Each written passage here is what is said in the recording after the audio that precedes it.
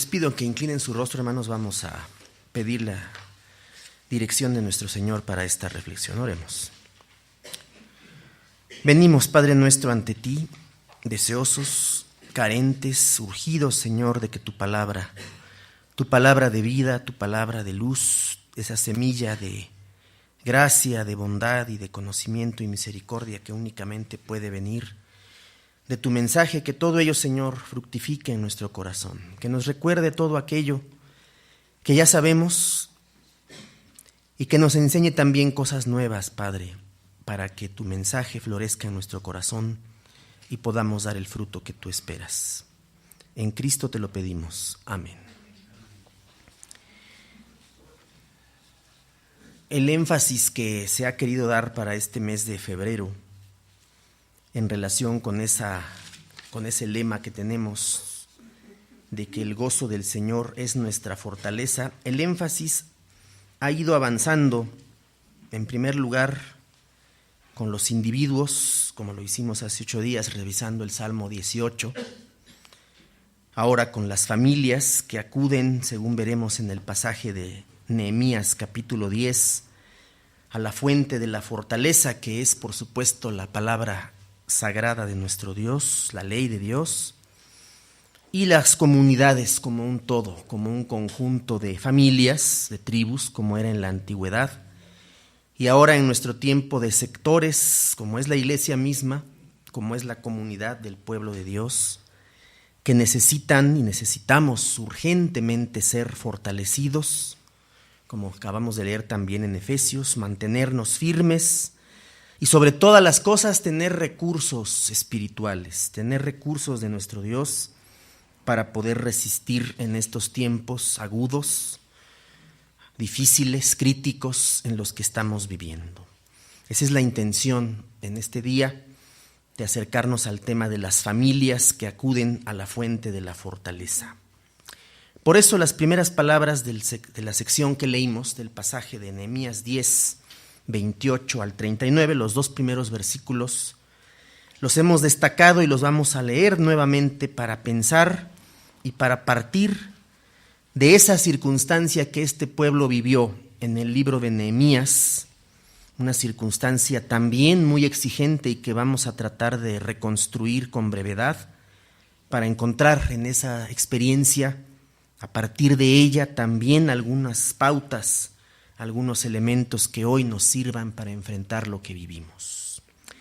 El resto del pueblo, los sacerdotes, levitas, porteros, cantores, donados, y todos los que se separaron de las gentes del lugar para seguir la ley de Dios, junto con sus mujeres, hijos, hijas, y todos los capacitados para entender, se adhirieron a sus parientes y a sus jefes, comprometiéndose con solemne juramento a caminar en la ley de Dios que fue dada a través de Moisés, siervo de Dios, y que mandaba guardar y cumplir todos los mandamientos del Señor, nuestro Dios, sus ordenanzas y estatutos. Cada vez que nosotros nos acercamos a estos 2 libros, que en realidad son uno, me refiero a los libros de Esdras y Nehemías. El nombre de Esdras en algunas circunstancias lo vemos en algún ambiente mexicano, incluso sin traducir.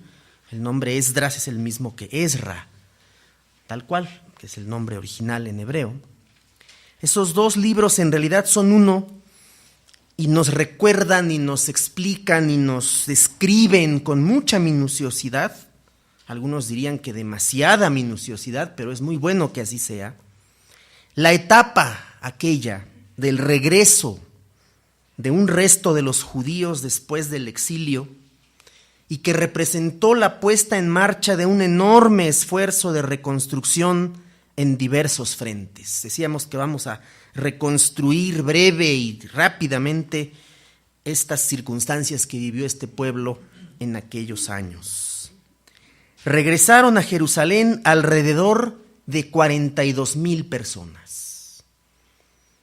Hacemos una idea de que ese número sería una población más o menos pequeña en nuestro país, no tan pequeña, pero ciertamente de un tamaño regular. 42,000 repatriados volvieron a Jerusalén, porque esos repatriados, esos judíos que vivían fuera de su tierra, se acogieron a un edicto promulgado por el rey persa Ciro en el año 538 antes de Cristo. Estamos en el siglo VI antes de Cristo.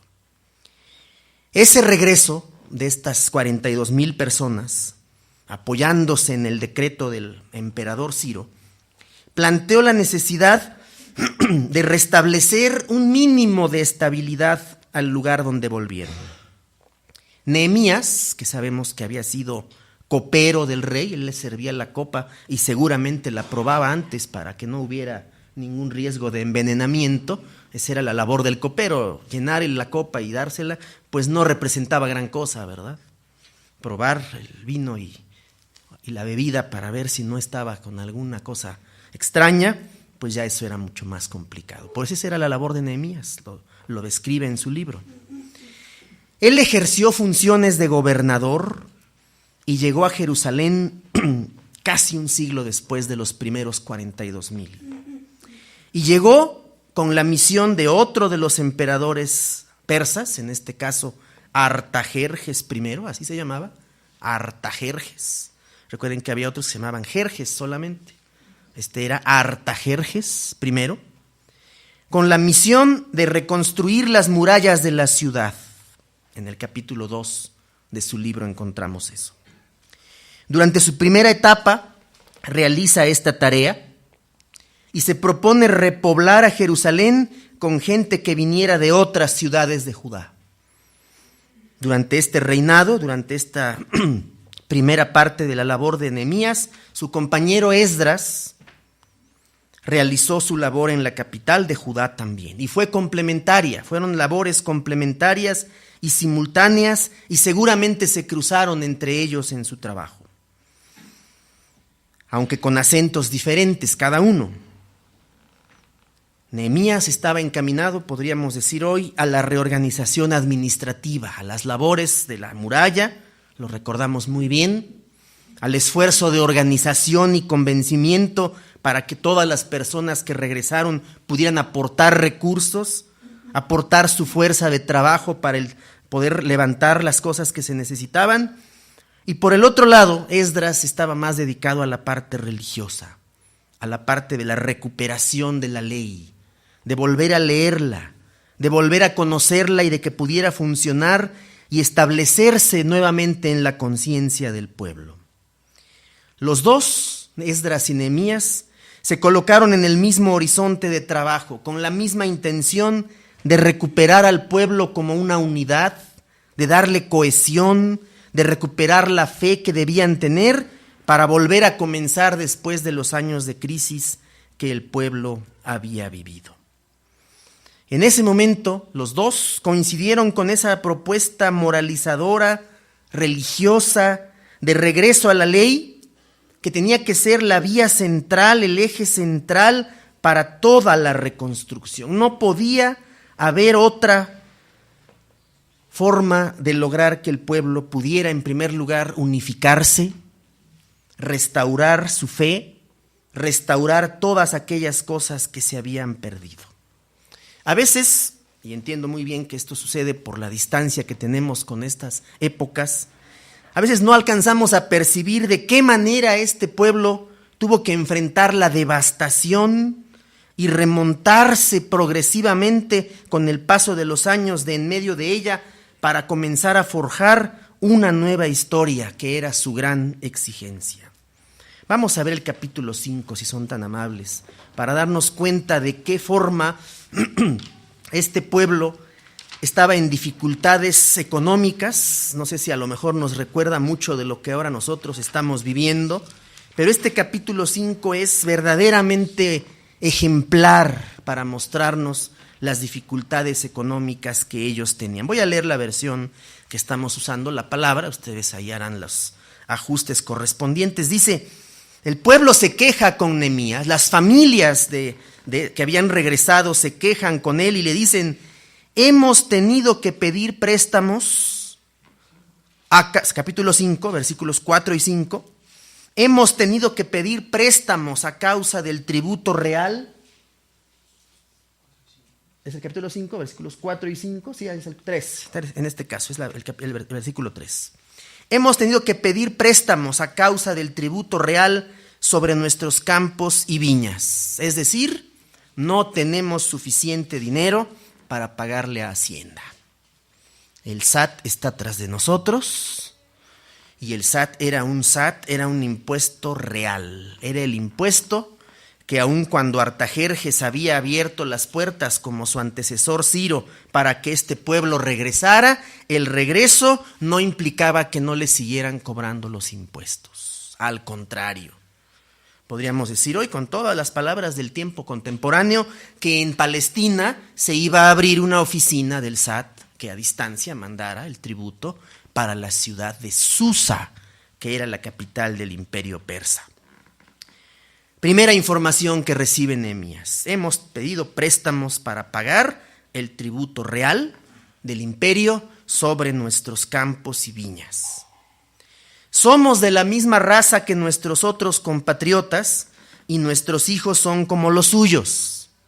El pueblo que regresó se encontró con la gente que vivía allí, gente que se había mezclado con otras naciones y se veían de la misma raza que ellos. Sin embargo, ¿qué tenemos que hacer con ellos que ya viven aquí? Tenemos que someterlos a servidumbre. Algunas de nuestras hijas se han convertido en esclavas y no hemos podido impedirlo porque nuestros campos y viñas son de otros, le pertenecen a otros. Igual, nuestras tierras y nuestras viñas son de otras personas. Esta descripción del capítulo 5 nos muestra cómo la crisis económica estaba generalizada y los grupos familiares, cada familia era una unidad de producción, ya no satisfacían las necesidades para mantenerse con cierta estabilidad. Más que la división de las herencias o el empeoramiento de la producción de la tierra, el problema se debía a un profundo conflicto económico y social que no empataba a quienes regresaban con quienes ya vivían ahí. Había una gran diferencia económica entre unos y otros, al grado de que tenían que entregar a sus hijas como ¿qué? Como esclavas para que los otros pudieran pues pagarles lo que podían y obtener algún recurso, las que fueran el caso, y en el caso de las otras, pues deshacerse de sus hijas, romper esas familias para que pudiera haber cierta estabilidad. ¿Qué hace Nehemías en el propio capítulo 5 para responder a eso? Versículos 9 al 11 o 8 al 10 de este pasaje que tenemos allí delante. Antes en el 7 lo medité, primero en el 6. Responde, la primera reacción que tiene, se enoja en gran manera cuando escucha el clamor y esas palabras que le dijeron y empieza a reaccionar. Lo medité y reprendí a los nobles y a los oficiales y les dije: ¿exigís interés cada uno a vuestros hermanos? ¿Vamos a seguir manteniendo las diferencias entre unos y otros? Y lo que hace al final del versículo 7 es muy importante. Convoqué contra ellos una gran asamblea. La asamblea tenía dedicatoria y buscaba urgentemente responder y resolver esta problemática. Versículo 8. Y les dije: nosotros, según nuestras posibilidades, rescatamos a nuestros hermanos judíos que habían sido vendidos a las naciones. Habían logrado contrarrestar la diáspora y habían hecho venir y habían pagado para que otros pudieran regresar. ¿Y ustedes venden aún a vuestros hermanos y serán vendidos a nosotros? Un reclamo de esta naturaleza hizo, a la parte final del versículo 8, que ellos callaran, pues no tenían nada que responder. La desigualdad económica, la desigualdad social estaba ya como una realidad establecida y ellos no podían responder nada, no podían articular palabra. Y les dije todavía más: no es bueno lo que ustedes están haciendo. Y de inmediato el reproche ético y espiritual que él lanza va a buscar que el pueblo verdaderamente se someta a los lineamientos divinos para resolver esa situación trágica de desigualdad. ¿No andaréis en el temor de nuestro Dios para no ser oprobio de las naciones enemigas nuestras? También yo y mis hermanos y mis criados les hemos prestado dinero y grano. Quitémosles ahora este gravamen. Y en el versículo 11 anuncia a qué cosa les suena el versículo 11. Hay una palabra clave que procede de este versículo 11, pero a mí me gustaría que ustedes me la dijeran.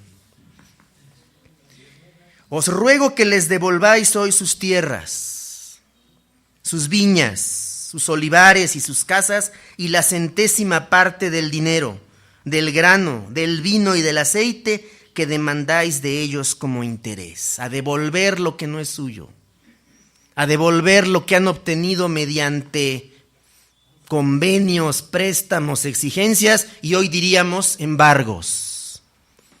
Esto que propone en el versículo 11 Nehemías, ¿cómo se llamó en la antigüedad? Restitución o jubileo. Jubileo. Pongamos en práctica el jubileo que permitía y que anunciaba en la antigüedad y en la ley de Dios, anunciaba el perdón de las deudas, perdón generalizado de deudas, devolución de propiedades y descanso de la tierra. Esas tres cosas formaban parte del jubileo. Hace algunas semanas recordábamos y decíamos que el jubileo, dicen algunos historiadores, que probablemente nunca se llevó a cabo. ¿Se acuerdan ustedes del año 2000, que hace ya 16 años que transcurrió?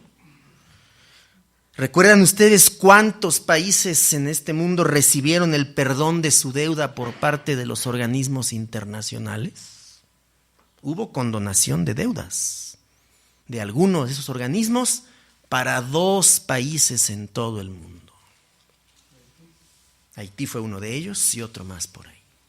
2 países en el mundo recibieron en el espíritu del jubileo bíblico el perdón de sus deudas. Eso solicita Nehemías. Vamos a establecer una práctica jubilar y vamos a restituir aquellas cosas. Versículo 12, sorprendentemente, la gente cómo reaccionó. Esto es de antología, esto es de película. Los que habían obtenido bienes y propiedades y riquezas de esa manera dicen y anuncian: lo devolveremos y nada les demandaremos. Haremos así como tú dices. Esto es una sorpresa extraordinaria. Entonces, al escucharlos, dice Nehemías, convoqué a los sacerdotes y antes de que se arrepintieran, les hice jurar que harían conforme a esto. Y sacudí mi vestido, hace un gesto profético Nehemías, y dije: así sacuda Dios de su casa y de su trabajo a todo hombre que no cumpliere esto, y así sea sacudido y vacío. Y respondió toda la congregación. Otra sorpresa. Amén. Y alabaron a Jehová, y el pueblo hizo conforme a esto. Es para aplaudirle a Nehemías, ¿no? Es para aplaudirle al pueblo por su reacción, por su respuesta.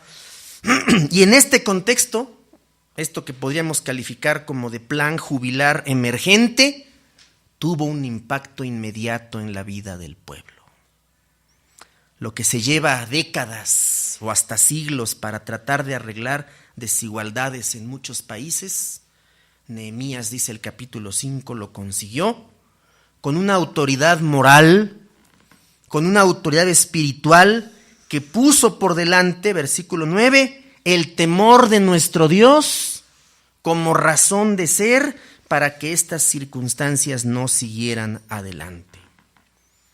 Y precisamente el trabajo con las familias que regresaron, ese trabajo entrañó uno de los mayores retos para estos nuevos líderes políticos y espirituales, puesto que al proyecto medo-persa, permitir que regresara el pueblo, no le interesaba ese segundo aspecto del retorno de los emigrados.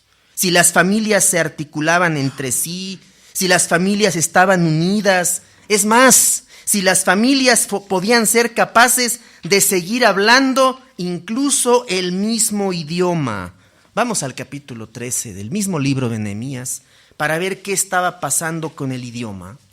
Y vamos a ver cómo a través y a propósito del idioma que hablaban las familias de los que regresaron del exilio, se puede comprender la prohibición a dos cosas fundamentales que en los dos libros, en Esdras y en Nehemías, hoy nos causan mucha dificultad.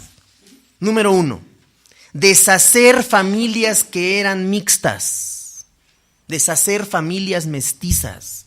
La orden de Esdras fue tajante. Esas familias que están formadas por judíos, por familias judías, por integrantes judíos, y aquellas que no lo son, esas familias se van a disolver, se van a disgregar, y los que son judíos se me regresan al judaísmo, y los que no son se me van. Había que partir familias. Y la segunda exhortación, que está en el capítulo 10, es a no casarse con familias, con personas de familias extranjeras. Versículos 23 y 24 del capítulo 13 de Nehemías, el último. Vi asimismo en aquellos días a judíos que habían tomado mujeres de Asdod, mujeres amonitas y moabitas. El mestiz 13:23. 13:23. El mestizaje, hermanos y hermanas, es algo que no puede evitarse social ni culturalmente. La mezcla de razas, el contacto entre culturas produce nuevas razas y nuevas culturas diferentes, mezcladas, mixtas. Versículo 24. Y la mitad de sus hijos hablaban la lengua de Asdod. Eran familias mestizas, matrimonios mixtos, como decimos hoy, porque no sabían hablar judaico, sino que hablaban conforme a la lengua de cada pueblo. Ser hablantes de otra lengua, ya no hablaban hebreo, el arameo ya se empezaba a mezclar también allí, ya no entendían ese idioma y por lo tanto una consecuencia directa era que no podrían leer la ley de Moisés. El factor cultural, el factor del mestizaje prendió los focos rojos para impedir que esto siguiera sucediendo y que las nuevas generaciones de emigrados que habían regresado ni siquiera conocieran el idioma. Esto era un obstáculo para la lectura, para la comprensión, pero sobre todas las cosas, para la obediencia de la ley de Dios en ese momento. Si no se entendía el texto, si no se entendía al hablarlo o al explicarlo, ese trabajo con las familias tenía que ser una constante para poder lograr que esas familias pudieran verdaderamente recuperar su comprensión de la palabra de Dios. Dice el comentario, después de la vuelta del destierro, se entremezclaron varios proyectos de organización social. A los persas, que eran los que mandaban y los que gobernaban, al imperio persa, no le importaba que los hebreos mantuvieran su cultura y siguieran hablando su idioma, no les interesaba. Ellos tenían que llevar a cabo su proyecto hegemónico de control, de seguir siendo un imperio duradero, y lo único que le importaba a ellos era recibir el pago, recibir el tributo. Y no había planes formalmente colocados para analizar la situación, pero sobre todo las diferentes posturas que había que realizar para recomenzar el camino truncado por los asirios y los babilonios. Y aquí había 3 posibilidades de trabajo con las familias. La primera de ellas ya la mencionamos y la segunda también. Vamos a deshacer familias para que ya no siga adelante este proyecto de mestizaje que no es el deseado por Dios. ¿A qué nos suena deshacer familias, hermanos? Es un proyecto muy bonito, ¿verdad? Muy atractivo, muy bueno. ¿Cómo? Divorcios, en primer lugar, separaciones de padres e hijos, madres e hijas, una crisis familiar completa.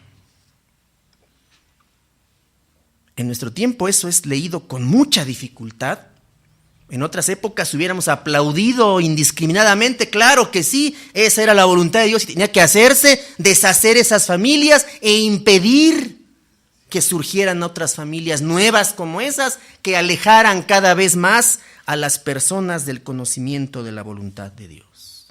Hoy cuesta mucho trabajo seguir sosteniendo esa postura, pero había 3 posturas para resolver estos problemas. La primera postura era la sacerdotal, la legalista, la tajante. Se me separan esos matrimonios y los nuevos casaderos, hombres y mujeres, tienen prohibido unirse con personas extranjeras. Es la postura sacerdotal, vertical, rígida y autoritaria, diríamos hoy. Pero en ese momento era una postura totalmente atendible y adecuada, pero era solo una de ellas. Había otra, la postura profética.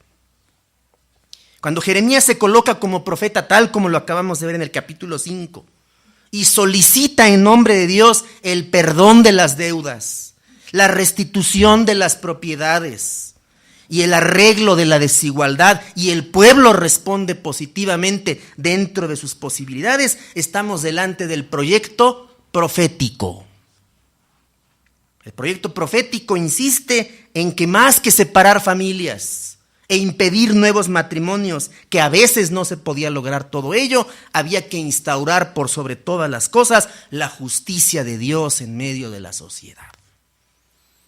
Eso le preocupaba más a los profetas. Pero había otra postura más, la tercera, que es la que parece que finalmente, como una mezcla de las 3, se estableció en el momento crítico que se vivía. El proyecto llamado popular.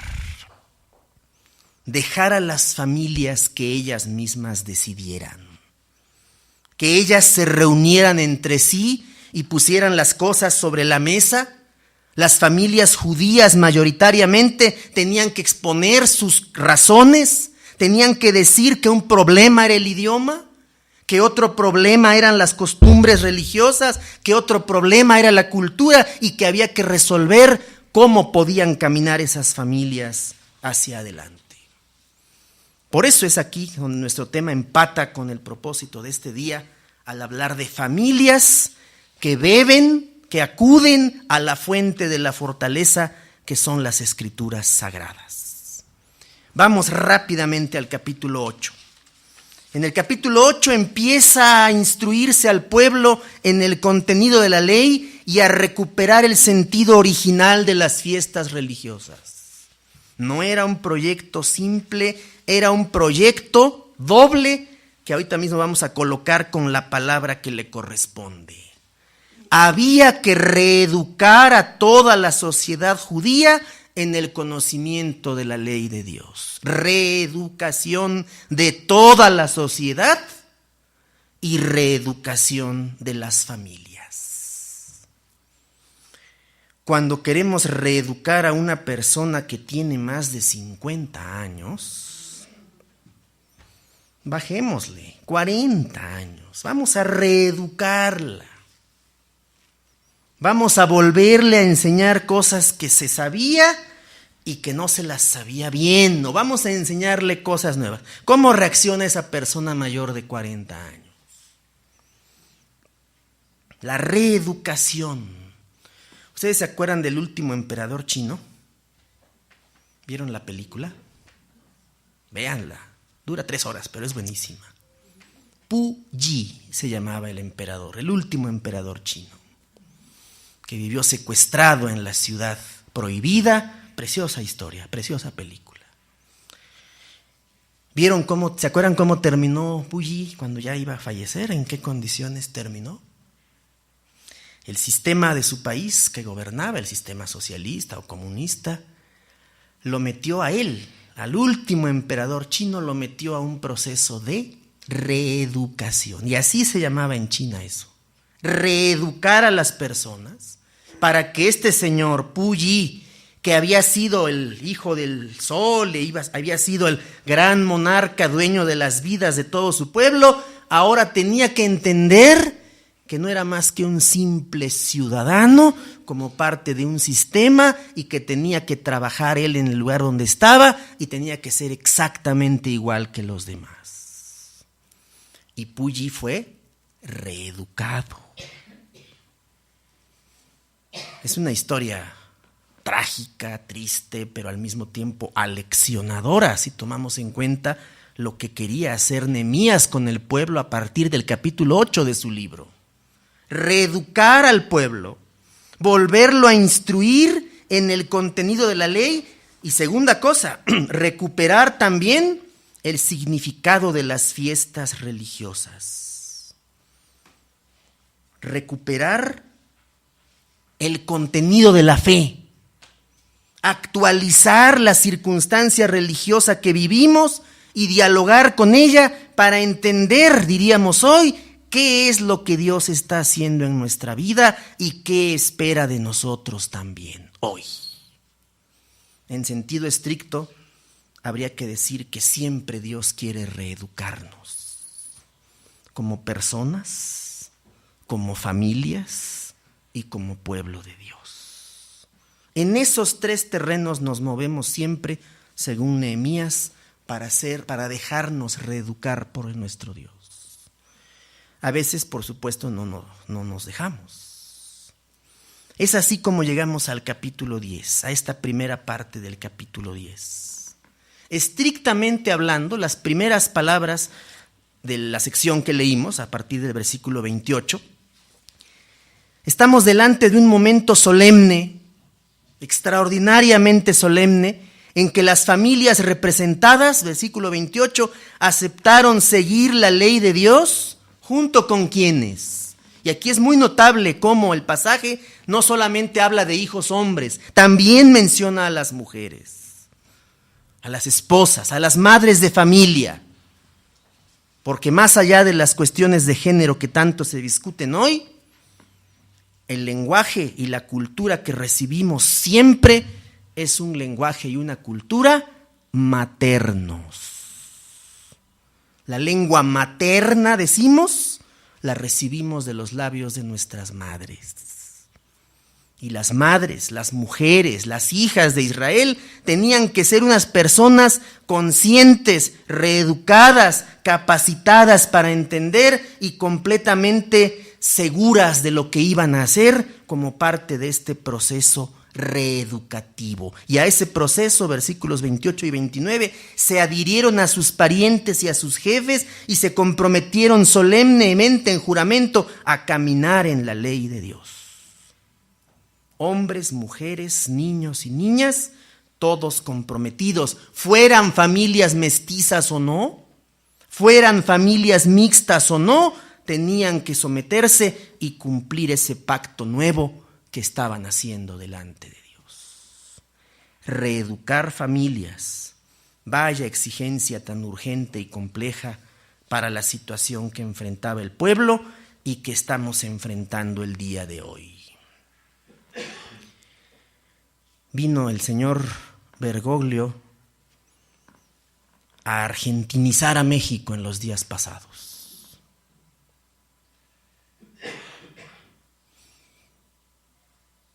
Allá en Argentina se quejan al revés de que Argentina se está mexicanizando. Y aquí en México tenemos que reconocer con todo el dolor del corazón que nuestro país, como se anunciaba hace 20 años, terminó de colombianizarse. México se colombianizó y ahora se argentinizó con esta visita y allá se quejan de que se está mexicanizando. ¿Por qué mencionamos eso? Porque los proyectos de transformación y de recuperación de la fe por parte de las familias hoy nos enfrenta a fenómenos que antes no conocíamos. Uno de ellos, que tiene que ver con lo religioso. En diversas entidades de nuestra república ya hay familias con integrantes, pensemos en una familia de 5 integrantes o 6, ya hay familias con integrantes que pertenecen a diferentes religiones o a variantes de algunas religiones.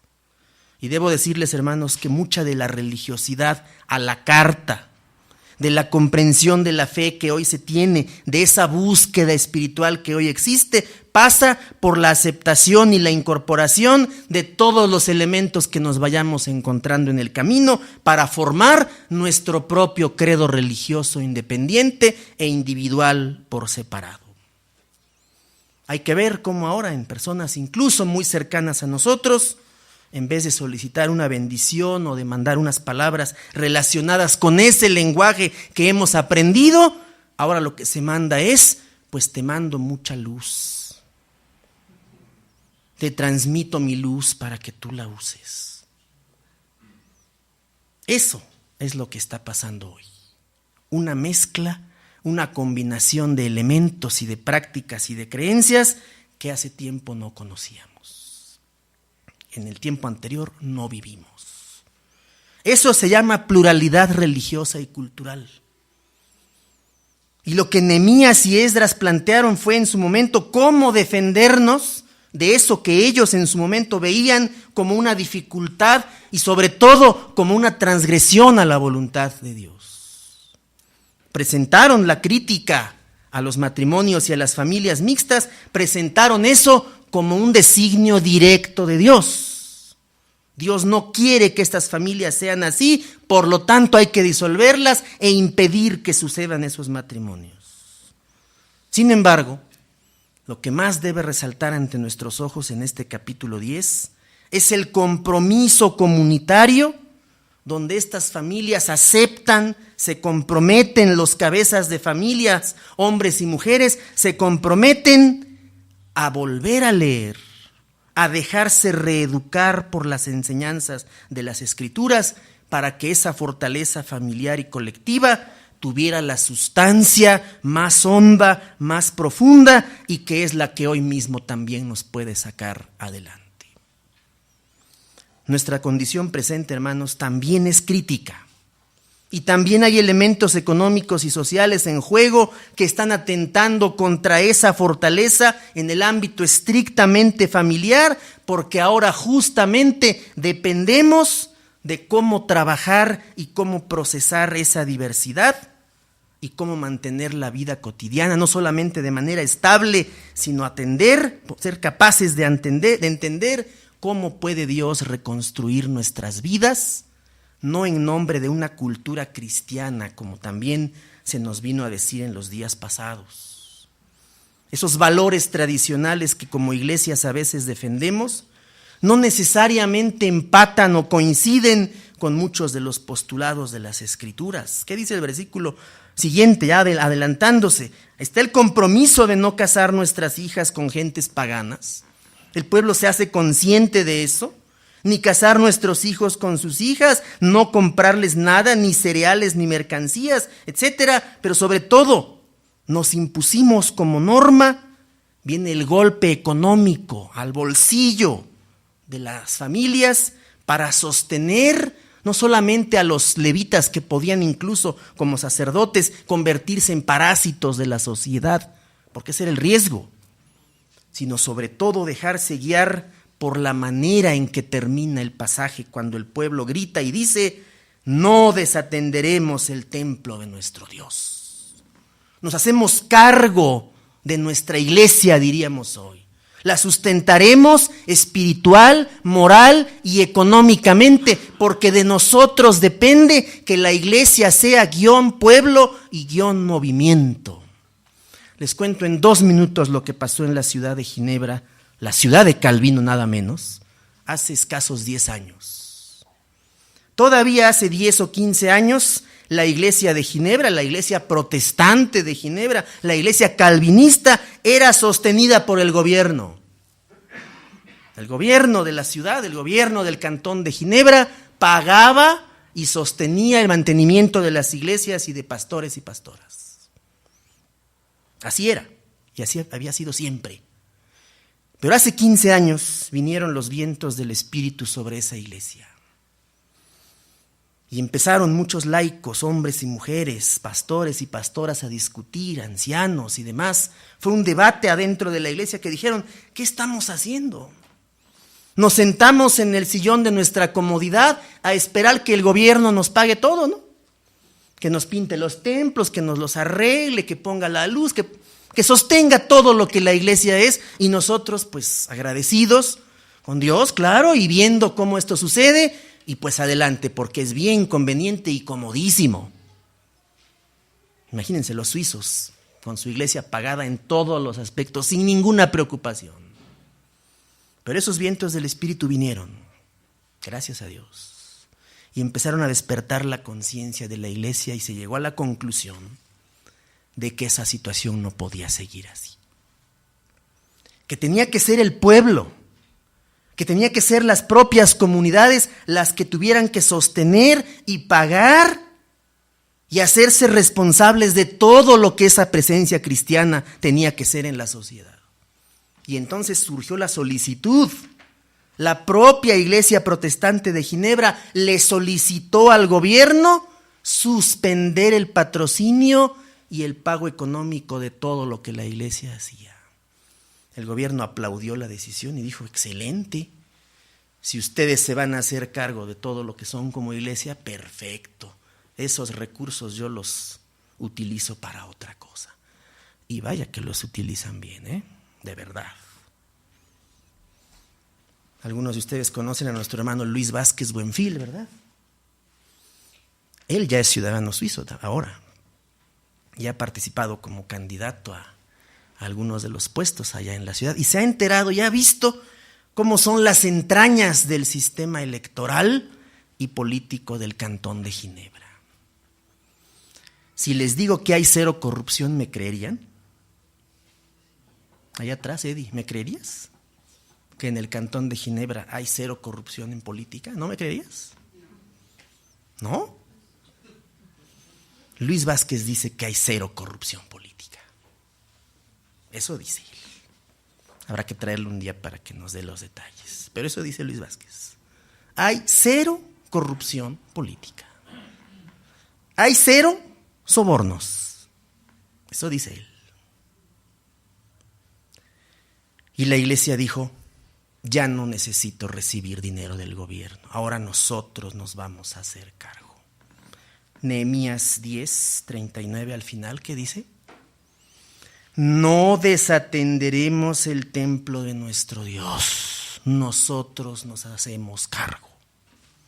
Dirigidos por la palabra, dirigidos por la ley, concientizados por una lectura nueva que vamos a hacer de las Escrituras, nosotras, las familias de este pueblo que ha quedado, nosotros nos hacemos cargo de la comunidad y no desatenderemos el templo de nuestro Dios.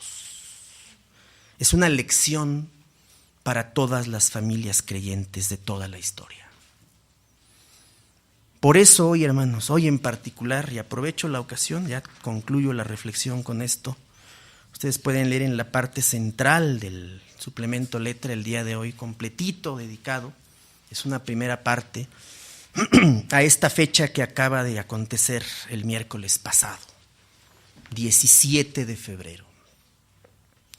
El 17 de febrero de 1848, el duque o rey de Saboya, que antes era un lugar entre Francia e Italia, le dio la libertad religiosa a nuestros hermanos valdenses. Reconoció sus libertades civiles y políticas y ordenó que cesaran las matanzas indiscriminadas de valdenses. Ojalá todos hoy, hermanos, los que están aquí presentes, pudieran acompañarnos para ver esa película. Ojalá. Dura 1 hora y 18 minutos, pero hay un instante en esa película. Se hizo una obra de teatro allá en Italia para representar el sufrimiento de nuestros hermanos y hermanas.